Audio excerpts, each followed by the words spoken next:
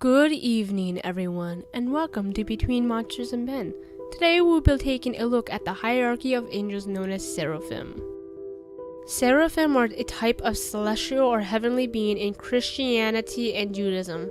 Typically, Seraphim are the plural form of Seraph, but most still refer to them as Seraphim. What we know of them most sparks from Christian theology of angels, where they are seen as on the first choir of hierarchy of angels. That is, out of 3 choirs and 9 ranks, making them seen as the most powerful angels. They are the closest to God's throne and are whom to God speaks directly. Depending on the literature and religion, they come in many different forms. In Christianity, they are beings of pure light, resonating with the fire of love, angels of love, light, and fire. In their angelic form, they appear as human beings with 4 heads, 6 wings, and are encircled by flames. As they surround the throne of glory, they sing the Trision, Holy, Holy, Holy. In the book of Revelation, the Seraphim are said to forever be in the presence of God, and are always praising Him, quoting, "Day and night without ceasing they sing, Holy, Holy, Holy is the Lord God Almighty, who was and is to come." Within a few parts of the Bible, notably in the Numbers and Deuteronomy, they are said to be serpents due to the connotation of burning pains with serpents' poisonous bites. And within the Christian Gnostic texts on the origin of the world, they are celestial beings that take the form of a dragon.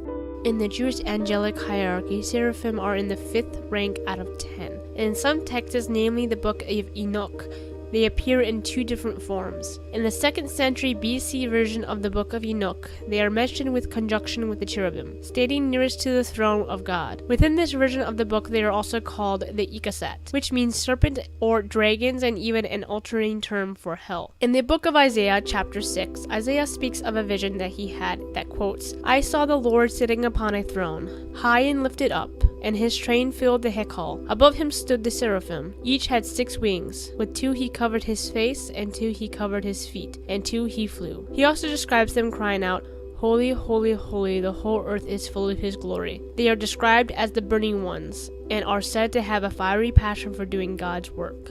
There are some views that mention a connection with the seraphim with the Babylonian god known as Nargal, the god of fire. I couldn't find much of a connection between a seraphim and Nargal. Nargal usually is seen as a lion in some way, a god of war, fire, the desert, and the underworld depending on the aspect of him. The only thing I can see as a connection is the fire part. Another connection that is seemingly is made out of the Egyptian griffins, which are placed at Beni Hassan as guardians of the graves. They are portrayed with 6 wings than your average griffin that has 2. I may be wrong, but when I was looking over the pictures of these guardians, I still only found 2 wings. But I also don't know how to read hieroglyphics, so I could be wrong.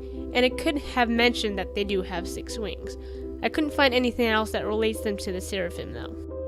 Some religions, such as the modern-day Orthodox Judaism, still believe in the seraphim today. They speak of them, write of them, and mention them. Several Catholic schools use a seraph or a related symbol as their mascot. Even the Kingswood College in Randall's Hill and a public school in Sri Lanka claims that a seraph is as its mascot. However, they do not appear in the New Testament. The most notable seraphim are Seraphiel, Johiel, Metatron, Michael, and Satan prior to his fall. Now tell me, do you believe in the seraphim? Due to YouTube demonetizing videos like mine, please check out my Patreon page. If you wish, you can also support me. I do videos on cryptids, true crime, hauntings, and much more. I would also like to thank my supporting Patreon thus far. Please like, comment, and subscribe.